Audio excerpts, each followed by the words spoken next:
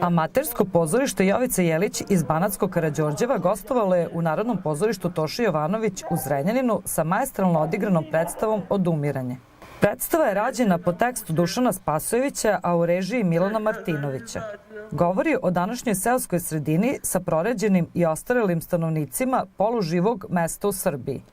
Još uvijek prisutni ostaci tradicionalne i patrijarhalne svesti mešaju se sa savremenim problemima i situacijama. Muške glave su ili pod zemljom koja se prodaje u bescenje ili žele da budu pod nekim tuđim nebom samo što dalje odavde, a žene su već odavno zaćutale.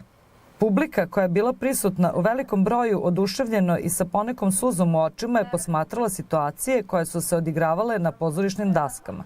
Po završetku predstave zadovoljna publika je cvećem i gromoglasnim dugim aplauzima nagradila celokupnu glumačku ekipu.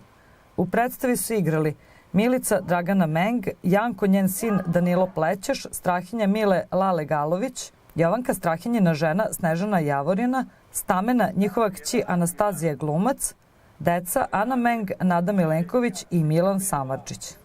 Amaterskom pozorištu Jovice Jelić upućujemo zahvalnost, čestitke i puno uspeha u daljem radu.